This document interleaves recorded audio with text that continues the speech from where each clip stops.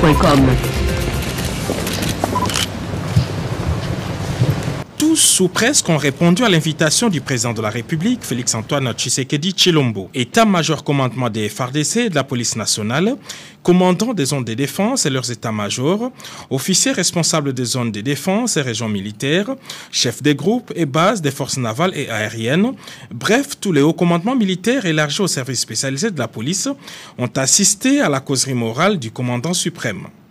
Pendant près de 4 heures, ces officiers généraux et supérieurs, une centaine au total, ont reçu des instructions claires et précises sur leur mission de protéger les institutions et l'intégrité territoriale.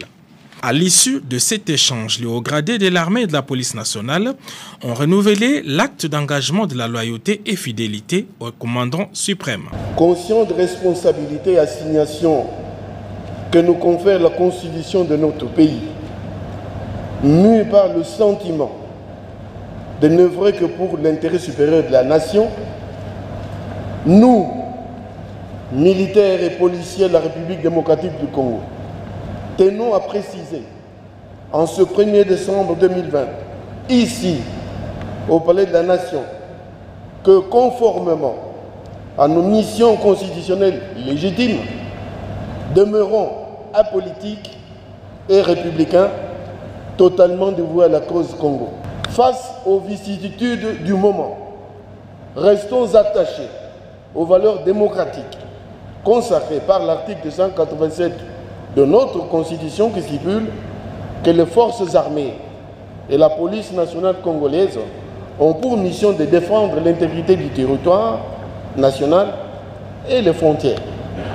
Elles participent de ce fait au développement économique, social, culturel et environnemental, ainsi qu'à la protection non seulement des institutions légalement établies, dont le président de la République, mais aussi la protection des personnes et de leurs biens. Ciment de l'unité nationale républicaine, les forces armées, la République démocratique du Congo et la police nationale congolaise, résolument dévouées au service de la République démocratique du Congo et à son peuple, ne se laisseront ni inféoder, ni détourner de leur mission sacrée par des vendeurs d'illusions en mal de gloriole. Redevables vis-à-vis de la population congolaise dont elles sont l'émanation, les forces armées et la police nationale congolaise rassurent votre suprême autorité qu'aucune campagne de sédition de quelque nature que ce soit ne viendra ébranler notre engagement citoyen et notre détermination à demeurer apolitique, national et républicain. À cet effet, nous, militaires et policiers de la République démocratique du Congo, saisissons la présente circonstance pour réitérer toute notre fidélité, toute notre loyauté sans faille, ainsi que toute notre disponibilité à œuvrer sous votre guise, Excellence, à l'accomplissement de nos nobles missions jusqu'au sacrifice suprême. Et comme l'indique notre serment, nous ne trahirons jamais le Congo.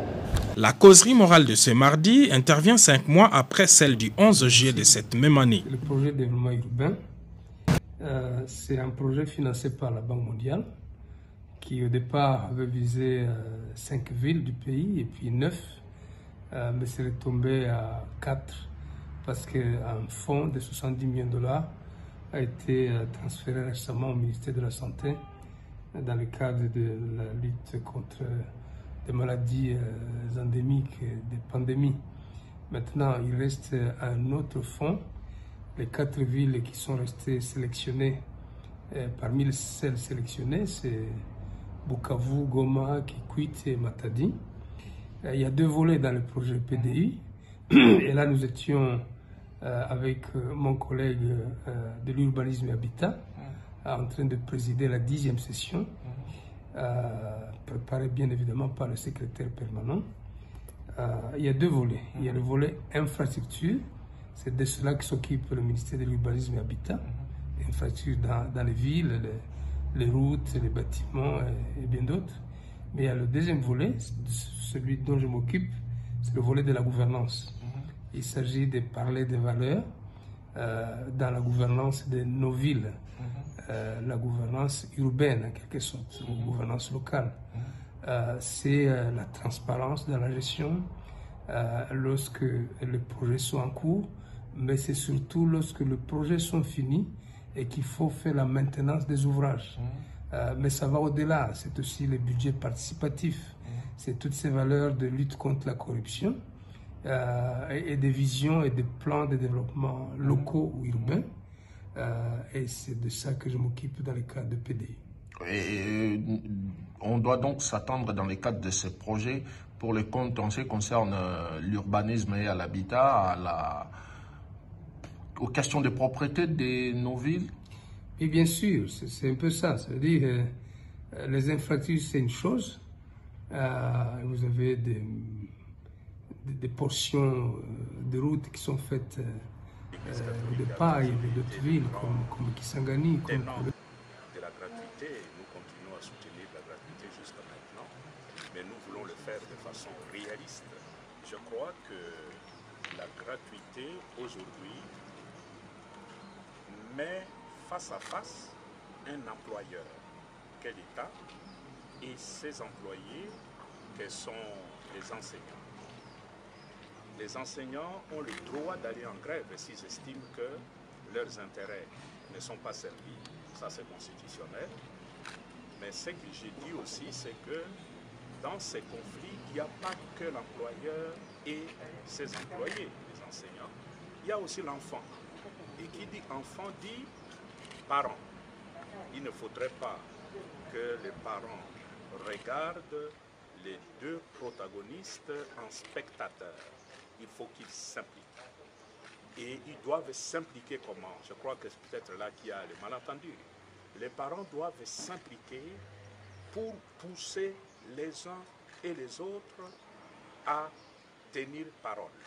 C'est-à-dire l'État doit respecter ses engagements pour remplir les conditions de l'applicabilité de la gratuité. Et en même temps, l'enseignant doit aussi s'impliquer pour remplir sa part d'engagement, c'est-à-dire former les enfants. Il ne faudrait pas qu'il y ait de confusion là-dessus. Et je suis convaincu que si les parents font de pression sur le gouvernement, est décédé l'après-midi de ce mardi 1er décembre 2020 à Kinshasa, de suite d'une courte maladie. L'annonce de cette tragédie nouvelle a été faite par le président du Sénat, l'honorable Alexis Tambwe-Mwamba. En début de novembre, élu de la province du Haut-Ouélé, avait manifesté sa volonté de soutenir la démarche du chef de l'État à la recherche d'une union sacrée. Je suis venu en tant que personnalité politique pour affirmer au président de la République ma conviction. Ma conviction que j'ai coulée dans un acte d'engagement formel de soutenir l'initiative qu'il a lancée pour que nous ayons ce débat national, ce moment de réflexion sur des sujets essentiels afin de rencontrer les préoccupations fondamentales et de la nation et de nos concitoyens. J'ai cité la population congolaise. Affirmer cet engagement, c'était l'occasion de lui rendre de manière officielle cet acte d'engagement. Et nous avons partagé la réflexion ensemble avec le président de la République en colloque singulier pour lequel je ne serai malheureusement pas appelé à répéter le contenu pour des raisons évidentes et des raisons d'usage. Mais sinon, je suis très heureux de l'échange que nous avons eu. Je pense que le président de la République est en train de donner une nouvelle orientation pour la nation et pour la République. Il est donc demandé à toute personne sensée, à toutes les intelligences de la République, à toutes les couches sociales, professionnelles et à la classe politique congolaise dans son ensemble de participer à cette démarche républicaine pour que nous puissions mettre notre pays sur la bonne voie, la voie que le chef de l'État est en train de tracer pour le bonheur de ce pays.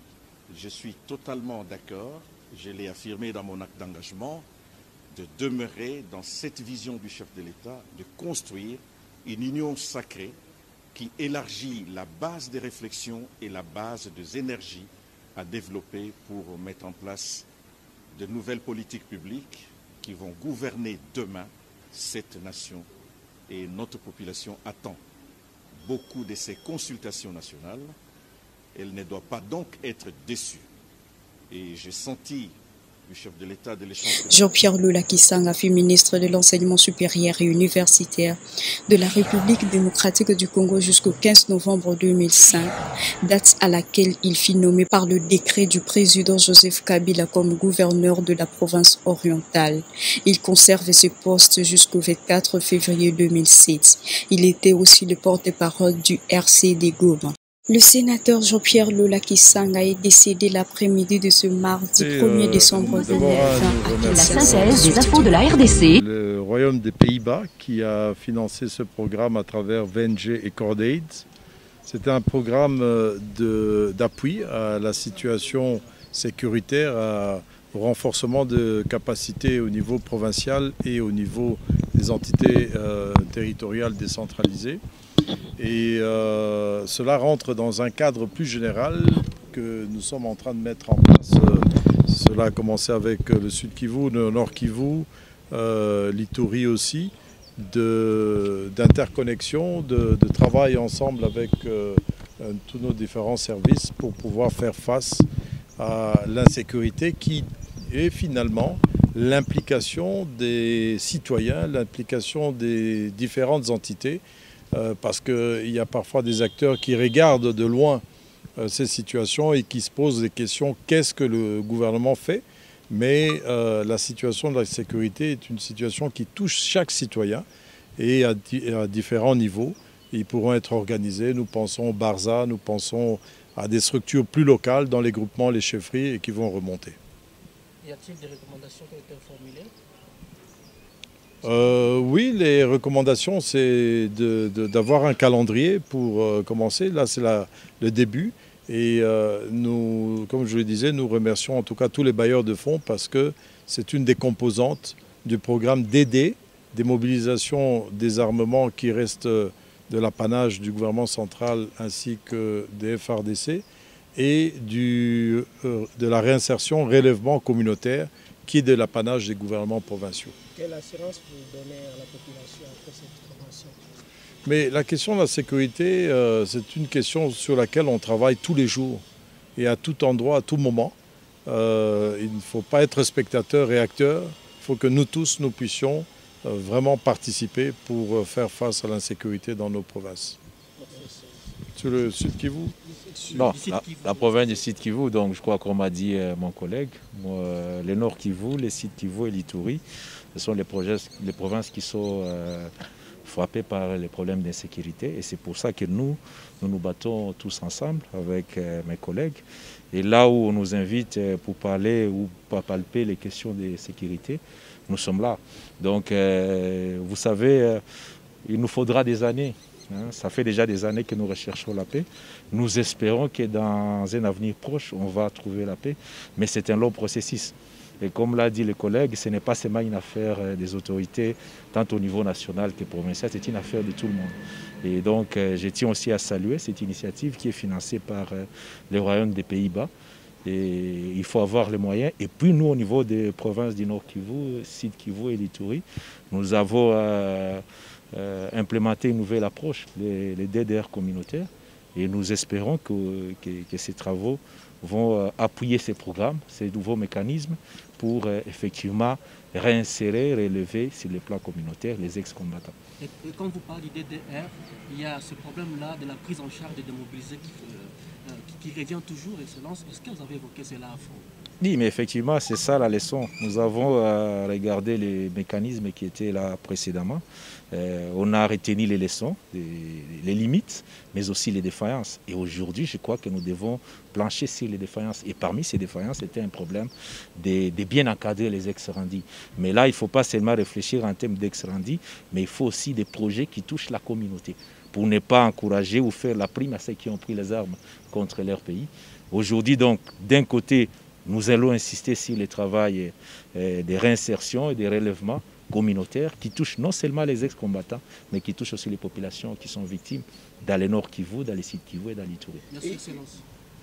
Une autorité a été allée voir les seigneurs de guerre au niveau du sud Kivu, à l'occurrence de l'excellence d'Itapira. Et vous avez quelle analyse par rapport à cette sensibilisation que lui... La sensibilisation concerne tout le monde.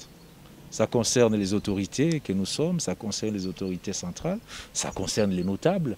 Voilà, si on peut sensibiliser, on n'a pas besoin de savoir qui va sensibiliser. Ce qui est le plus important, est-ce qu'il a réussi à sensibiliser et surtout à regarder le processus qui suit après. Merci.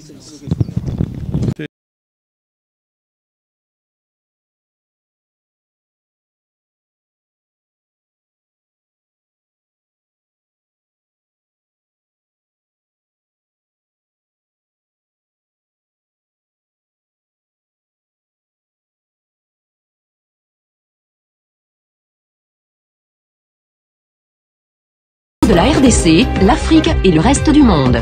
Une seule adresse: www.congosynthèse.com.